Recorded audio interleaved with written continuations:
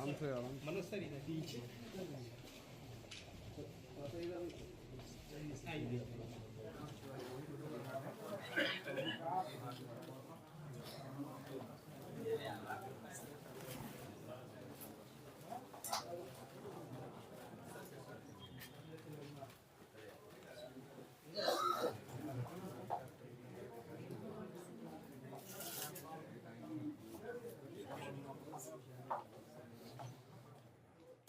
क्या कहेंगे, इसको किस रूप में देख रहे हैं? आपके पति अभी मंत्री पद का शपथ लिया। बहुत बहुत धन्यवाद, आभार। जिन जिन कारणों की वजह से वो हुए हैं, मोदी जी, नीतीश जी, हमारे राष्ट्रीय लोक मोर्चा पार्टी के राष्ट्रीय अध्यक्ष उपेंद्र कुशवाहा जी, और सबसे अधिक धन्यवाद प्रभु और बिहार की जनता। Thank you. दोस्तों नमस्कार।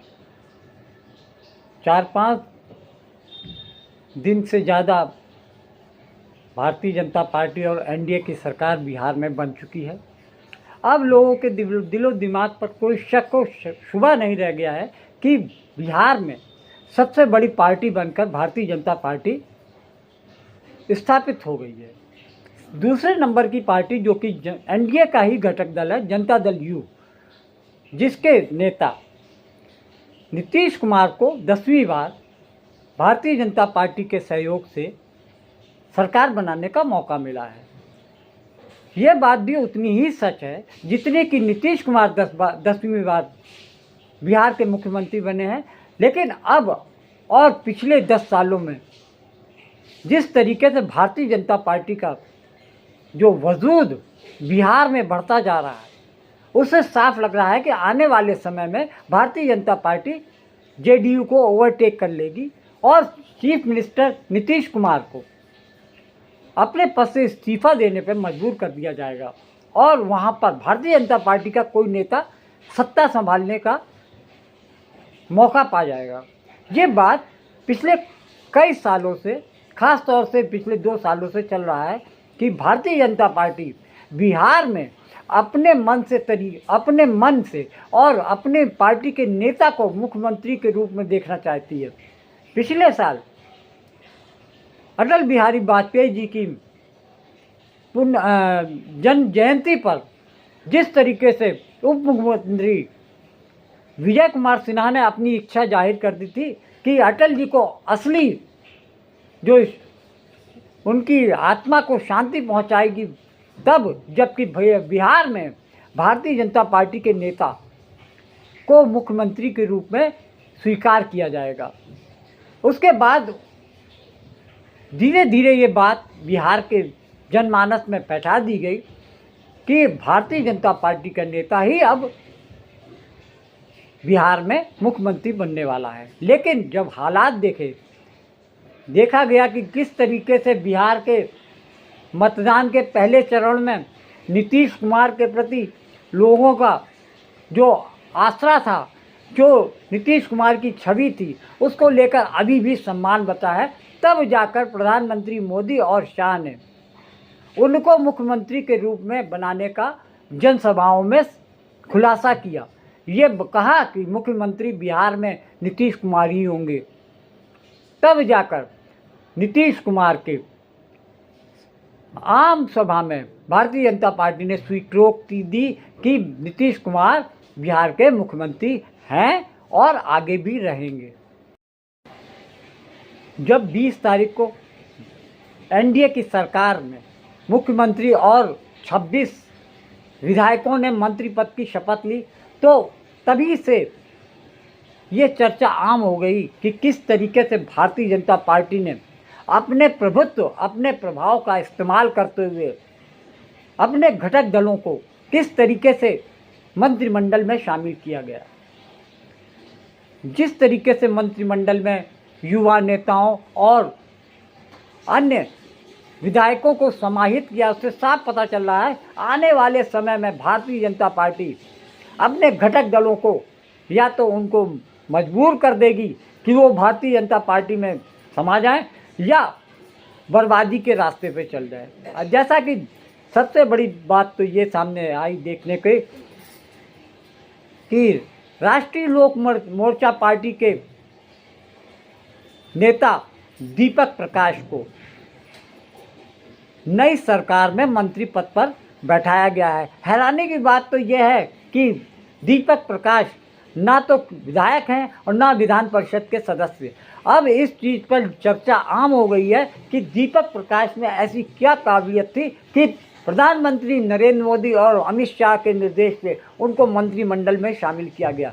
आपको मालूम है कि राष्ट्रीय लोक मोर्चा के अध्यक्ष उपेंद्र कुशवाहा भारतीय जनता पार्टी के कोटे से राज्यसभा मेंबर बने हुए हैं, और इसके साथ ही जिस तरीके से राष्ट्रीय लोक मोर्चा के अध्यक्ष की पत्नी स्नेहलता कुशवाहा इस बार चुनाव में विधायक बन के आई हैं। ऐसा नहीं है कि केवल राष्ट्रीय लोक मोर्चा में ही ये परिवारवाद दिखा, बल्कि जिस तरीके से जीतन राम मांझी के परिवारों की सदस्यता जिस तरीके से सरकार में भी शामिल हैं, बिहार सरकार में भी शामिल हैं, और उनको केंद्र में भी मंत्री बनाया गया है। जीतन राम मांझी कैबिनेट मिनिस्टर हैं मोदी सरकार में, और उनकी पत्नी, उनकी लड़की, उनकी समधन, उनकी बहू, यानी इन सभी को विधायक बनने का मौका मिला है। क्या ये परिवारवाद नहीं है? नहीं, ये परिवारवाद नहीं है। इसे सिर्फ ये कहा जा सकता है कि हमारे नेताओं में काबिलियत है, इस वजह से वो अपनी काबिलियत से ये सब बन रहे हैं। जीतन राम मांझी के साथ साथ चिराग पासवान की भी आप समझ लीजिए। चिराग पासवान खुद केंद्र में मंत्री हैं, उनके परिवार के कई लोग सांसद बने हैं, और उनके बहनोई अरुण भारती इस समय लोजपा आर से सांसद बने हुए हैं। ये सब किस मेहरबानी से हुआ है, इसे कोई छिपा नहीं है। इसे साफ मालूम है कि जिस तरीके से प्रधानमंत्री मोदी और शाह का चिराग पासवान पर मेहरबानी दिख रही है, उससे साफ सब कांच की तरह साफ हो गया है कि भारतीय जनता पार्टी एनडीए जिस तरीके से अपने घटक दलों को वरद हस्त दे रही है, लोगों को जिस तरीके से प्रभावी पदों पर बैठा रही है, उससे साफ जाहिर हो रहा है कि भारतीय जनता पार्टी जिस अपनी पार्टी और सरकारों में परिवारवाद का नकार रही है, वहीं पर वो उसको केवल कांग्रेस, समाजवादी पार्टी, शिवसेना, अकाली दल और अन्य पार्टियों के नेताओं में परिवारवाद दिखता है। उनका सीधा निशाना कांग्रेस पर रहता है और गांधी परिवार पर रहता है। तो आने वाला समय इस बात का प्रतीक है कि बिहार में हो सकता है जितने भी क्षेत्रीय दल हैं, या तो भारतीय जनता पार्टी का दामन थाम लेंगे या फिर वो गुमनामी के अंधेरे में खो जाएंगे। ये जो मंत्री बने हैं आपके बेटे दीपक प्रकाश जी, इसका क्या पहले से प्लानिंग नहीं था? देखिए, युवाओं को तो आगे आना ही चाहिए ना। युवाओं में ज़्यादा एनर्जी होती है, काम करने की क्षमता होती है, तो स्वाभाविक रूप से उनको मौका मिलना चाहिए। जितना अधिक से अधिक युवा आएंगे उतना ही ज़्यादा किसी भी क्षेत्र में काम होगा, विकास होगा। राजनीति में भी युवाओं को आना चाहिए। इस बात के हम पहले ही से समर्थक रहे हैं, तो इसलिए जब मौका मिला तो युवा को लाने की बात हुई। आजकल सबसे ज़्यादा जो चर्चा चल रही है वो बिहार सरकार में नई उम्र के लड़के 25 से 30 साल की उम्र के जो विधायक बने हैं उनको लेकर काफ़ी चर्चा बनी। और इन सब में सबसे ज़्यादा चर्चा उपेंद्र कुशवाहा के बेटे, जो कि भारतीय जनता पार्टी के कोटे से राज्यसभा सांसद हैं, उनके बेटे दीपक प्रकाश की बिहार सरकार में पंचायती राज मंत्री बने हुए हैं। उन पे लोग तरह तरह का सवाल कर रहे हैं कि आखिर ऐसी कौन सी खूबी नीतीश कुमार या नरेंद्र मोदी शाह को दिखी जो कि सामान्य कोई भी चुनाव नहीं लड़ा, ना तो वो विधायक बना, ना विधान परिषद का सदस्य। आखिर उनको मंत्रिमंडल में शामिल क्यों किया गया? इसके पीछे सबसे ज़्यादा लॉजिक और चर्चा ये चल रही है कि आने वाले समय में राष्ट्रीय लोक मोर्चा के अस्तित्व पर सबसे बड़ा खतरा दिख रहा है कि जिस तरीके से मोदी और शाह राष्ट्रीय लोक मोर्चा पर एहसान कर रहे हैं, उसे साफ जाहिर है कि आने वाले समय में ज़रूरत पड़ी तो राष्ट्रीय लोक मोर्चा का वो अस्तित्व ही खत्म हो जाएगा और पूरी तरीके से वो भारतीय जनता पार्टी में समाहित हो जाएगी। क्योंकि उपेंद्र कुशवाहा जो पार्टी के अध्यक्ष हैं, भारतीय जनता पार्टी के सांसद हैं राज्यसभा में, और उनकी पत्नी विधायक बनी हैं, और उनके बेटे को मोदी शाह की रिकमेंडेशन पर, भारतीय जनता पार्टी के सहयोग पर उनको मंत्री बनाया गया है। और दीपक प्रकाश पर एक आरोप और चल रहा है कि जिस तरीके से स्नेहलता कुशवाहा जिस क्षेत्र से चुनाव लड़ रही थी और दीपक प्रकाश उसी क्षेत्र से एक निर्दलीय प्रत्याशी रामायण पासवान के बूथ एजेंट बने हुए थे। इसके पीछे भी लोग ये चर्चा कर रहे हैं कि आखिर ऐसी कौन सी वजह थी कि जिस क्षेत्र से दीपक प्रकाश एक निर्दलीय प्रत्याशी के बूथ एजेंट बने, उसी जगह से, उसी क्षेत्र से उनकी मां स्नेहलता कुशवाहा विधायक का चुनाव लड़ रही थी। इसके पीछे लोग ये कहते हैं कि वो एक डमी कैंडिडेट के रूप में उसको उतारा गया ताकि वो अन्य विपक्षी दल के नेता के वोट काट सके।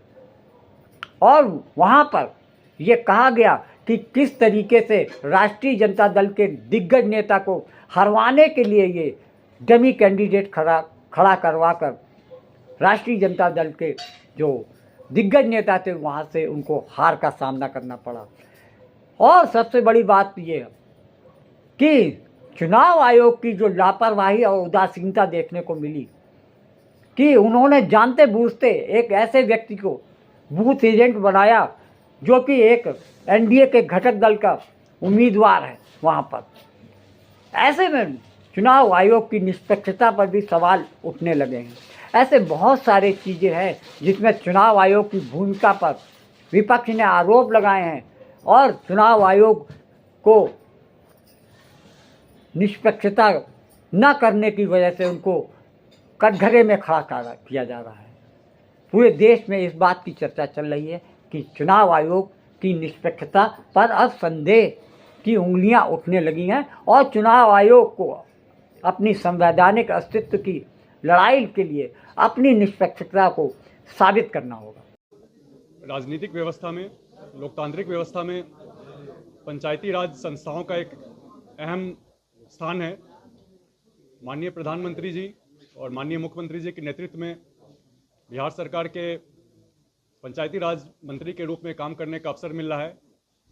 मेरी कोशिश रहेगी, हम संकल्पित हैं कि पंचायती राज व्यवस्था की संस्थाएं इस तरह से काम करें, इस तरह से सशक्त हों कि बिहार के गांव-गांव में एक एक व्यक्ति तक ये लोकतांत्रिक व्यवस्था है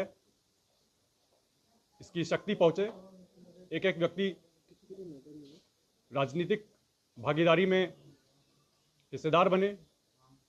इन सभी कामों के लिए जिस किसी तरह की नई पहल की आवश्यकता होगी वो भी किया जाएगा।